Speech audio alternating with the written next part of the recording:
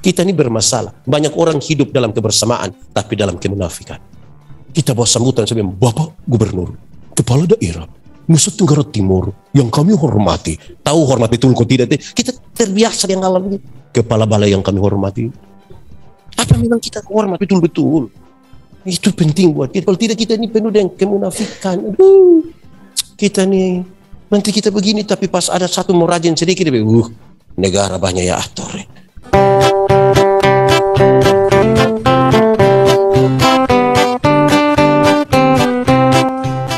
Bapak Ibu Saudara-saudara, mari kita berdoa untuk pemberitaan firman Tuhan. Kita berdoa. Ya Tuhan Allah, kami mohon kepadamu, kuatkanlah dan teguhkanlah iman kami, supaya waktu di mana kami belajar firman Tuhan, biar sungguh-sungguh ini menjadi waktu paling baik buat kami. Kami mohon Tuhan, jauhkan semua penggoda pencobaan, biar dalam damai-Mu kami belajar firman Tuhan. Kami rindu pada firman-Mu. Berfirmanlah bagi kami Tuhan, di dalam nama Yesus, firman yang hidup itu kami berdoa. Amin. Bapak Ibu Saudara-saudara, tema kita hari ini adalah menilai. Dan karena itu saya pilih bagian ini untuk menjadi pembacaan firman untuk kita. Menurut Injil Matius pasal 7 ayat 1 sampai ayat yang kelima. Injil Matius pasal 7 ayat 1 sampai 5, firman Tuhan berkata demikian. Hal menghakimi. Jangan kamu menghakimi supaya kamu tidak dihakimi. Karena dengan penghakiman yang kamu pakai untuk menghakimi, kamu akan dihakimi dari ukuran yang kamu pakai untuk mengukur, dan akan diukurkan kepadamu. Mengapakah engkau melihat selumbar di mata saudaramu, sedangkan balok di dalam matamu tidak engkau ketahui? Bagaimanakah engkau dapat berkata kepada saudaramu, biarlah aku mengeluarkan selumbar itu dari matamu, padahal ada balok di dalam matamu? Hai orang munafik, keluarkanlah dahulu balok dari matamu, maka engkau akan melihat dengan jelas untuk mengeluarkan selumbar itu dari mata saudaramu. Demikian firman Tuhan. Berbahagia setiap orang yang mendengar firman, memelihara dan melakukan dalam hidup setiap hari. Shalom. Saya juga menyapa yang mengikuti secara virtual. Shalom. Tuhan memberkati saudara-saudara. Salam sehat, salam sukacita buat kita semua. Saudara-saudara, kita pakai baku tanya. Saya mau tanya kita dulu, Indonesia lebih baik atau Australia lebih baik? Indonesia. NTT atau NTB? Di balai sini atau di balai sana lebih baik? Balai sini. Oke. Kita punya istri lebih baik atau orang lain punya istri lebih baik? Orang punya. Oh, ini juga bahaya. Oke, coba kita ulang sekali lagi ya. Indonesia atau Australia? NTT atau NTB? Kupang atau Soe? Balai sini atau balai sana? Oke, pertanyaannya adalah menilai itu boleh atau tidak? Menghakimi boleh atau tidak? Habis yang tadi itu apa? Yang tadi yang bilang Australia tidak baik, kita lebih baik, NTT bukan NTB dan lain sebagainya. Saudara-saudara, kalau kita membaca secara cepat bagian ini, pembacaan menurut Matius pasal 7 ayat 1 sampai 5, seolah-olah kita tidak boleh menghakimi, seolah-olah kita tidak boleh. Tapi hari ini saya mau sampaikan kepada saudara, kamu boleh menghakimi, boleh. Kenapa? Karena menilai atau menghakimi orang itu terjadi setiap hari. Kita tiap hari ini ketemu orang, tiap hari.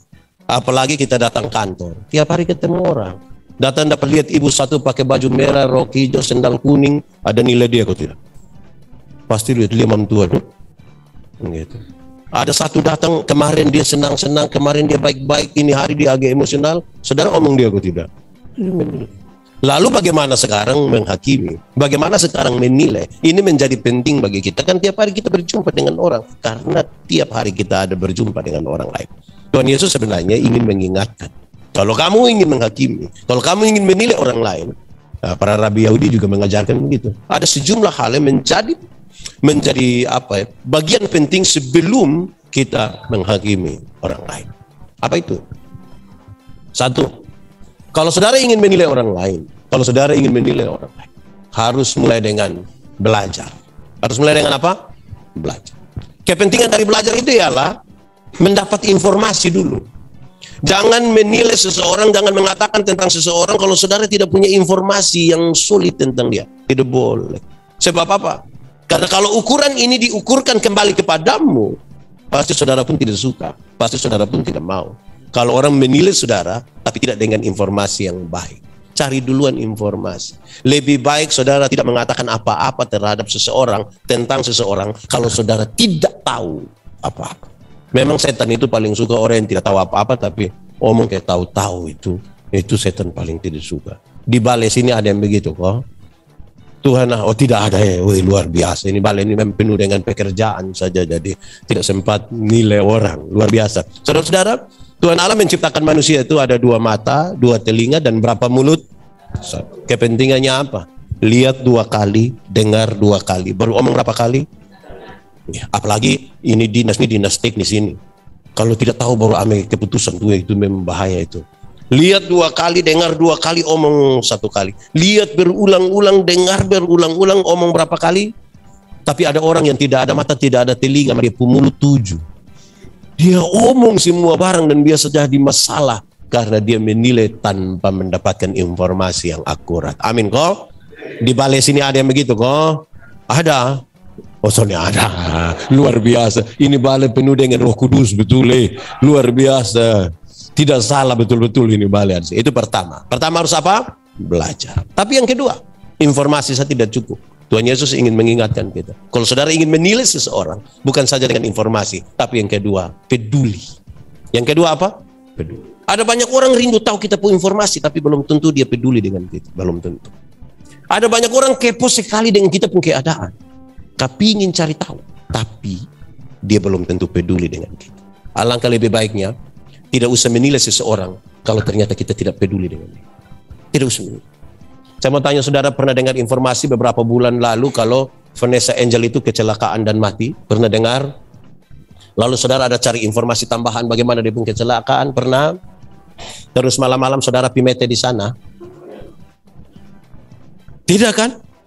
Kita berusaha cari tahu banyak sekali informasi, tapi belum tentu kita peduli dengan orang lain. Jadi kalau tidak peduli dengan orang, jangan coba-coba memberi penilaian. Kenapa? Karena kalau ukuran itu diukurkan kembali kepadamu, pasti saudara tidak suka. Orang omong, kita susalah nih.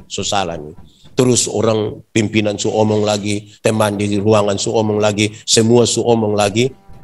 Kita ada stres dengan ini semua hal ini. Terus satu juga datang omong, padahal dia tidak peduli. Kalau saudara dibicarakan seperti itu, saudara mau. Saya yakin saudara tidak mau. Kita ada susah saja, belum tentu yang datang kau bilang, Kak, yang kuat yang kuat. Belum tentu dong peduli, belum tentu. Sebab ketika dia bilang kakak yang kuat pas keluar dia bilang, surah, nak ketemu buku bangun. Dia bikin kita tambah susah. Di sini ada yang begitu, kau yang kelihatan peduli, tapi ada ini yang faham apa ini?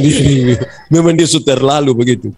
Jadi saudara-saudara, kalau tidak peduli dengan orang, jangan menilai orang. Sebab apa? Kita juga kalau dalam posisi di mana kita butuh kepedulian, tapi kemudian orang bicara dan tidak peduli, kita pun tidak mau. Makanya Tuhan bilang, kalau ukuran yang kamu pakai untuk ukur orang, diukurkan kembali kepadamu, engkau mau atau tidak?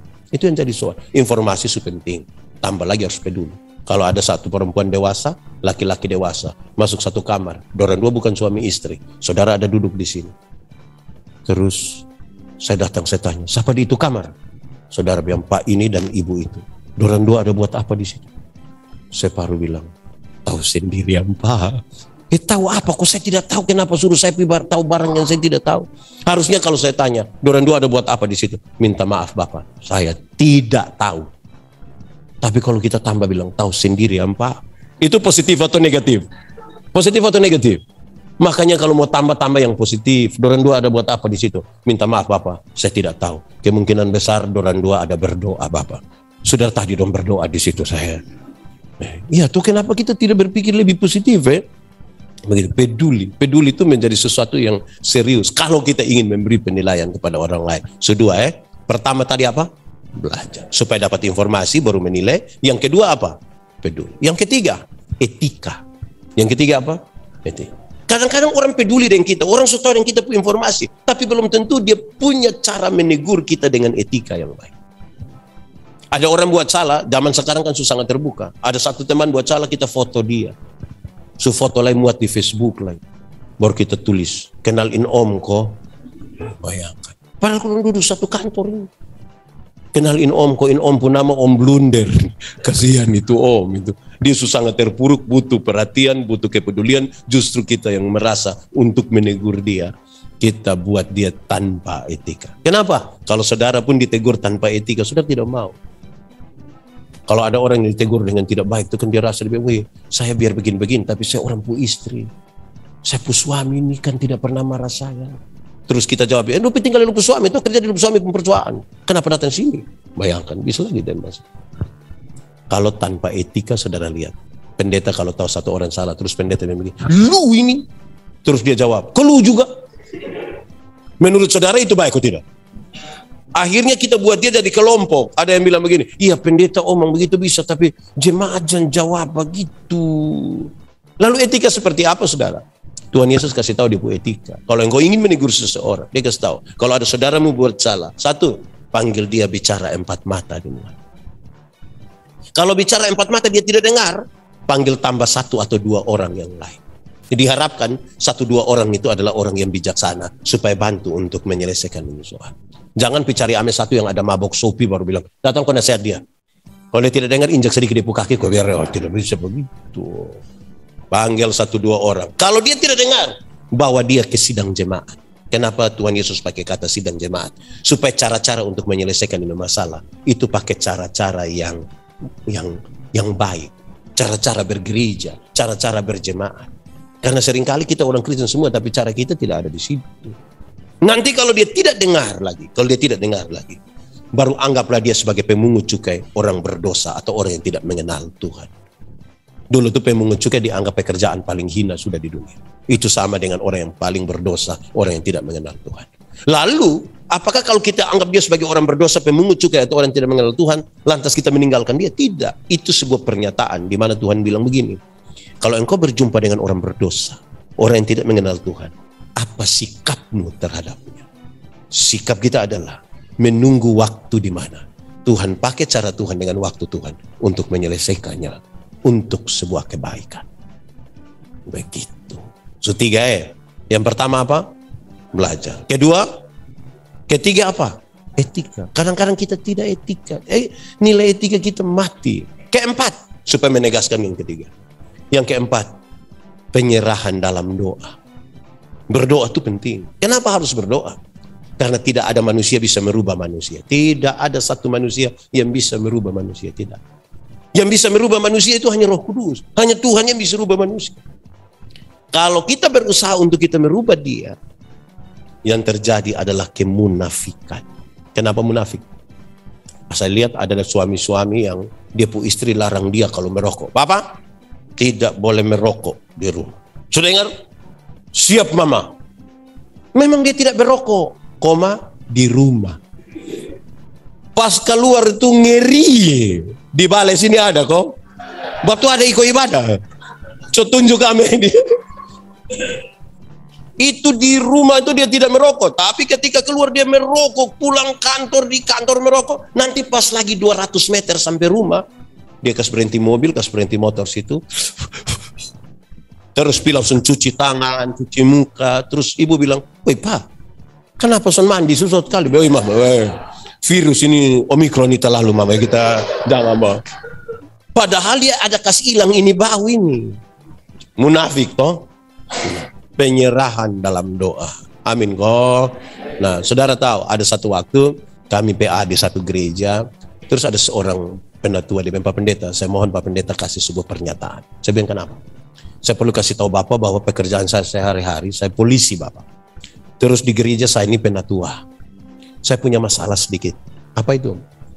Jemaat di rayon di mana saya layani, itu judi mabuk itu di pinggir-pinggir jalan situ Bapak. Sebagai polisi, saya terganggu. Sebagai penatua, ini jemaat ini. Waktu dia bicara begitu, saya senyum. Waktu saya senyum, dia bilang begini, Pak Pendeta minta maaf. Terlalu remeh kok saya pertanyaan sampai Bapak sinis begitu. Sebenarnya tidak, saya tidak sinis. Saya senyum ini karena saya tahu apa yang saya akan sampaikan ini Bapak tidak pernah lakukan. Dia bilang apa itu? Bapak, saya mau tanya Bapak. Itu orang yang mabuk judi di pinggir jalan situ Bapak kenal orang? Kenal Bapak. Kok kita tetangga? Baru saya penatua di situ. Oke, berarti dia pun nama Bapak tahu? Tahu. Sekarang saya mau tanya Bapak. Pernahkah ada satu waktu di mana secara pribadi Bapak berdoa kepada Tuhan untuk sebut nama dorang satu persatu? Pernah kok? Beliau diam. 1 menit kemudian beliau pu air mata jatuh. Langgar beberapa minggu kemudian dia ketemu saya, dia pegang tangan. Pak Pendeta, terima kasih. Ternyata yang Pak Pendeta omong itu betul. Doa merubah segala sesuatu. Bukan kita. Bukan kita. Di sini ada yang kepala batu, kok ada kok. Kita berdoa kasih dia. Bila perlu, doa serahkan. Tidak apa-apa, kita doa saja. Ya memang kan kita serahkan, ini kan serahkan di Tuhan tuh. Kalau kita tidak serahkan di Tuhan, kita mau serahkan di siapa lagi? Serahkan saja di Tuhan. Tuh, doa serahkan itu tidak identik dengan mati atau hidup. Kok kita mau, kok yang nanti urus mati hidup itu Tuhan juga, bukan kita. Nah saudara-saudara, doa menjadi penting. Kalau begitu, doa itu apa? Kadang-kadang banyak orang berdoa, tapi orang tidak tahu doa itu apa. Doa itu waktu dimana kita kasih kita pemikiran, perasaan itu Tuhan kuasai semua. Supaya orang tahu bahwa doa itu juga sekaligus menjadi bagian dari kerja itu bagian dari doa. Di mana pikiran, perasaan ini mesti Tuhan kuasai, itu doa. Ada banyak orang berkata-kata dengan Tuhan, siapkan jam doa setiap jam 4:30, tapi belum tentu kasih pikiran, perasaan Tuhan kuasai. Ini pikiran ini hanya ada di sini, tapi kalau tidak kasih Tuhan kuasai berat. Kita bisa duduk sini, tapi pikiran, perasaan kita ada di jalur 40, di Pengkase, Weleta, di mana-mana kita. Perasaan itu ada di sini. Tapi kalau kita tidak biarkan Tuhan kuasai, liar itu perasaan. Ini waktu di mana kita kasih pikiran, perasaan Tuhan kuasai. Doa itu bukan kata-kata. Doa itu bukan kata-kata. Doa itu relasi. Banyak orang terlalu memperhatikan kata-kata, dia lupa membangun relasi. Relasi lebih penting dari kata-kata. Kalau saya dan Om Sam, kami dua kenal baik. Kami dua punya hubungan, kami dua punya relasi. Saya jalan kaki, Om Sam naik motor. Ketemu saya di jalan, tanpa saya minta beliau berhenti, tanpa saya minta. Pendeta, yuk. Mau pergi mana? Naik. Karena kami dua saling kenal. Tapi coba kalau kami dua tidak saling kenal, kami dua tidak ada relasi. Saya jalan kaki, Bapak Tua naik motor. Ketemu saya di jalan, Bapak Tua berhenti juga. Tapi dia bilang, ojek kok Om. Karena itu kata-kata itu tidak lebih penting dari relasi. Banyak orang bisa berdoa, tapi hanya kata-kata dan bukan relasi. Relasi yang baik itu memungkinkan kata-kata kita ringan. Relasi yang baik itu memungkinkan kata-kata kita ringan. Menurut saudara, saya kenal sepupu istri, kau tidak? Saya ada relasi dengan sepupu istri, kau tidak? Nah, karena kami dua saling kenal, kami dua punya relasi, maka cara saya meminta sesuatu kepadanya, caranya ringan. Kalau saya mau minum teh, saya bilang, Mak, yo, bikin teh dong saya. Gelas kecil saya, jambannya gula, Papa takut sakit gula. Kan cara mintanya begitu. Tidak mungkin saya mau minta teh di sepupu istri, Mama, buatlah segelas teh. Jangan terlalu banyak gula ya. Papa takut sakit gula. Itu pas habis mantua tanya, lu sehat? Jadi doa itu relasi. Akhirnya kalau kita tidak membangun duluan relasi, banyak orang mungkin di kantor ada yang cerewet sekali, tapi jangan coba-coba suruh dia berdoa. Berani dia, kita bilang, Om, sebentar Om doa mak lu sembarang. Di sini ada kok. Dia ada duduk di mana ini? Karena kita bukan membangun relasi, kita berusaha menghafal kata-kata. Itu dia masalah. Doa itu seringan itu. Kekuatan doa itu tidak ada pada waktu kita berteriak. Bukan pada waktu kita menangis. Kekuatan doa tidak di situ. Doa yang sungguh-sungguh itu bukan waktu kita sungguh-sungguh menangis atau sungguh-sungguh berteriak. Doa itu adalah sungguh-sungguh kita menyerahkan beban untuk Tuhan. Ada penjual payung dan penjual es, dan dua sama-sama sungguh-sungguh berdoa. Yang penjual es sungguh-sungguh berdoa supaya panas terus kok es laku. Yang penjual payung doa sungguh-sungguh supaya hujan terus kok payung laku. Menurut saudara nanti siapa menang? Ada pertandingan doa? Tidak ada. Yang sungguh-sungguh itu adalah Tuhan atur. Ada waktu panas supaya es laku, ada waktu hujan supaya payung laku. Bahkan dalam doa pun kita tidak egois. Kalau ada orang bawa pisang 1 karung, terus dia berdoa, Tuhan, tolong kirim kasih kita ini ototrek 1. Tuhan kirim datang, dia bilang, puji Tuhan, amin, haleluya. Kalau sudah naik itu ototrek, kasih turun ini pisang supaya oto yang bawa. Betul atau tidak? Ini sudah ototrek, dia bilang, soalnya biar sampai pikol. Itu gila itu. Jadi banyak kali kita enggan untuk menyerahkan kita pembeban itu supaya Tuhan yang ngatur. Makanya kita beban terus. Banyak orang Kristen kita ketemu di mana tuh dia hanya patah leher. Bapak, hidup ini terlalu susah. Nah lu mati sudah. Kalau memang sudah terlalu susah, mau hidup lagi bikin apa coba?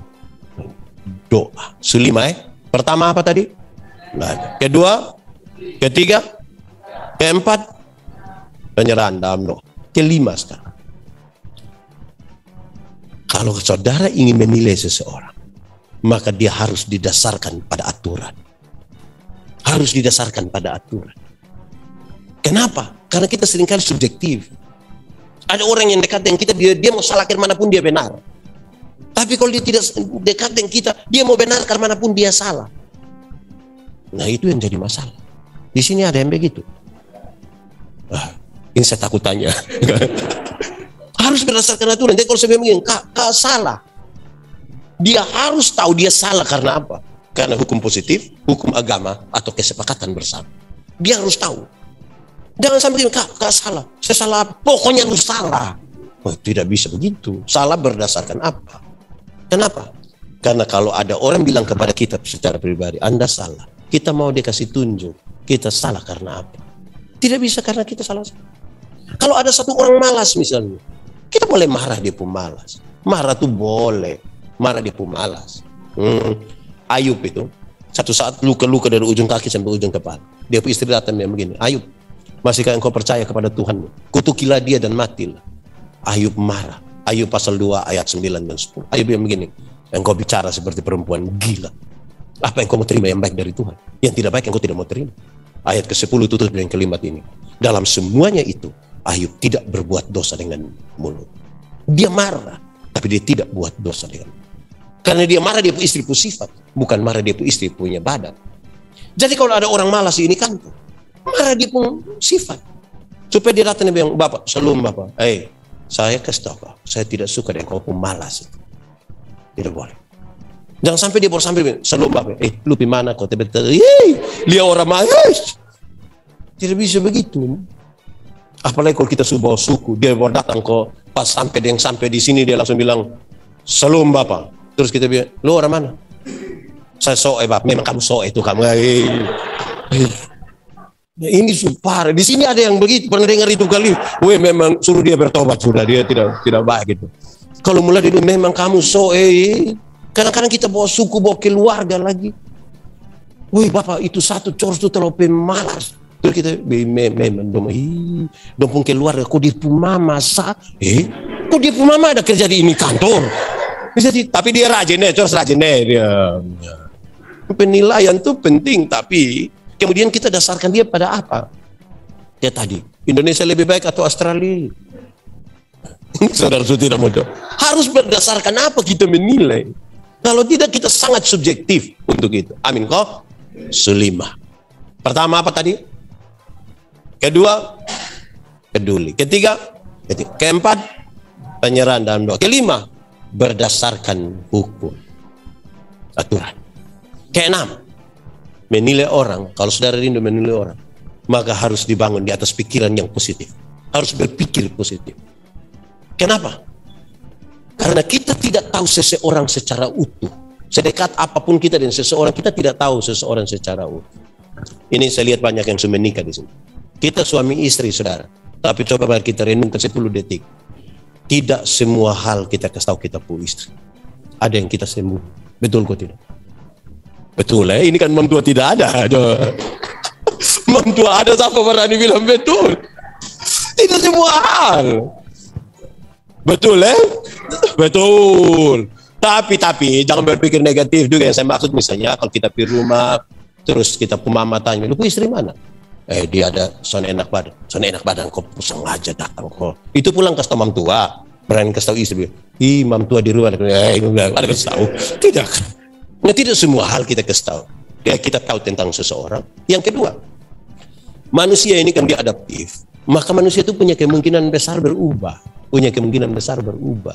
Begitu. Jadi jangan pikir orang tidak akan pernah berubah. Kita saja yang tidak move on. Contoh, saya pakai contoh. Ada kita pun teman sekolah dulu yang dia bodoh sekali. Orang pun bodoh memang tidak ada dua. Bodoh betul. Sekarang dia menjadi kepala bagian di balai lah. Terus orang kasih tahu kita, itu satu tuh dia suka kepala bagian. Terus kita dengar, dia yang bodoh tuh, yang bodoh begitu. Aduh, itu anak tuh dulu Pak. Tolong dia bengkak. Menurut saudara dia bisa berubah kok tidak? Kenapa hal ini penting? Karena kalau kita tuh orang omong begitu, kita tidak mau. Betul ke tidak? Tapi kita ini yang tidak move on dengan ini baru. Pak itu terlalu bodoh. Aduh, Pak itu bodoh tuh. Beta heran di negara bisa ambil bodoh ke dia tuh. Enak lu berpikir positif. Berpikir positif tuh hal yang menolong kita. Saya bilang saya punya istri. Satu waktu saya ada ibu pendeta, kami jalan di atas mobil, tiba-tiba ada mobil satu lewat. Saya punya istri, ini manusia lari mobil sembarang saja. Saya bilang, mama, berpikir positif saja. Positif. Mau papa, mau positif. Karena mana manusia lari begini? Nanti kalau kecelakaan kalau begitu. Saya bilang, mama berpikir positif. Barangkali dia perlu sakit lah. Dia mau mencret, jadi dia buru-buru toh. Ya, berpikir positif. Kalau tidak, bayangkan kalau tiba-tiba dia tabrak orang, bubak di situ. Saudara bilang apa coba? Mampu. Jadi berpikirlah positif. Saya mau tanya, di balai sini kita berpikir positif kok? Kita di sini berpikir positif kok negatif? Positif kok? Wah, mantap saudara. Baik. Ya, saya punya potongan video satu beredar dari luar. Dutalia itu swalayan pertama di Kupang. Saya kira kita semua tahu, Dutalia itu swalayan pertama. Saya datang sekolah teologi di OS apa tuh, sering di tengah-tengah di situ. Saat dan saya pun teman kurus kering. Tapi ada ibu satu pakai yuken. Ini ibu lihat saya pun teman bilang, Adi, malam bisa di rumah kok. Buat apa? Bisa. Om, tidak apa-apa. Kalau di Mopi ini saya pun alamat rumah jam 7 malam. Jam 7 malam ini anak ketok pintu. Ibu buka terus masuk kunci pintu. Om, dia supi. Tidak apa-apa kok. Dia pergi begini, besok pagi baru dia pulang, dia lembur lah. Adi minum apa? Beta minum kopi sah. Ini ibu bikin kopi, datang kasih dia terus bilang, minum Habis itu buka baju. Ini anak minum, buka baju. Ibu datang dari belakang bawa anak kecil satu sekitar 2 tahun. Terus ini ibu bilang itu anak, itu. Kalau lu tidak makan dan lu pembadan kayak ini, Min. Saya mau tanya tadi saudara pikir apa? Tadi ini ibu nih, dia punya anak tidak suka makan. Dia takut kalau dia punya anak kurus. Dia bawa ini saya pun teman ini untuk kasih contoh saja. Tapi kita disesatkan oleh kita pempi. Aduh, buka baju. Ibu siapa tuh? Dia masih hidup kok Pak. Kita kemana-mana kita pemikiran. Dia berpikir positif tuh baik sekali. Supaya energi kita juga energi positif. Bayangkan kalau kita tinggal di sini, bekerja di sini, semua dengan energi yang negatif, berpikir negatif. Itu tidak ada orang pun baik. Itu ganti jabatan juga kita jengkel. Lama-lama kita suanggi kasmati dia yang dapat jabatan. Berpikir negatif terus. Berpikir positif menolong kita untuk jadi baik. Saudara lihat sekarang, 6 hal ini kalau ada di dalam kita, nah itu positif juga. Mau beli baru toh kakak. Nah, saudara, kalau 6 hal ini ada di dalam kita lakukan itu, menghakimi saja tidak apa. Satu apa tadi? Nah, kepentingannya supaya dapat informasi. Kedua apa? Peduli. Ketiga, etika. Keempat, penyerahan dalam Allah. Kelima, berdasarkan aturan. Keenam, berpikir positif. Kalau ini ada dalam kita, berilah penilaian. Tidak apa-apa. Menilai orang saja tidak apa. Om, kakak, betul minta maaf. Saya bisa begini. Karena begini. Beta rindu kita jadi baik. Dan seterusnya. Itu baik. Kita ini bermasalah. Banyak orang hidup dalam kebersamaan, tapi dalam kemunafikan. Kita bisa bilang, kita bawa sambutan sebagai Bapak Gubernur, Kepala Daerah Nusa Tenggara Timur yang kami hormati. Tahu hormat betul kok tidak? Kita terbiasa dengan hal begitu. Kepala balai yang kami hormati. Apa memang kita hormat betul-betul? Itu penting buat kita. Kalau tidak, kita ini penuh dengan kemunafikan. Kita nih nanti kita begini, tapi pas ada satu mau rajin sedikit, negara banyak ya aktor. Soalnya usah lalu bikin diri inti dah. Pernah dengar itu kalimat kok? Atau sendiri omong? Itu yang biasa jadi masalah buat kita, saudara. Nah, dengan demikian kita bisa lebih positif untuk membangun pekerjaan, tanggung jawab kita. Pasti sebagai manusia ada kurang-kurang di sana sini. Karena apa ya? Seluruh perencanaan belum tentu berjalan sesuai rencana. Kita rencana ini bendungan dong pas sesuai jadwal, sesuai dengan dia prosedur. Ternyata dalam perjalanannya kelompok ini tidak mau lah, dompi palang jalan lah, disuruh orang deh rasa sakit mau karmana wah. Jadi lebih baik kita berpikir lebih positif, menilai dan sebagainya sudah didasarkan pada hal-hal itu. Tuhan memberkati kita. Amin. Pemberitaan firman Tuhan selesai.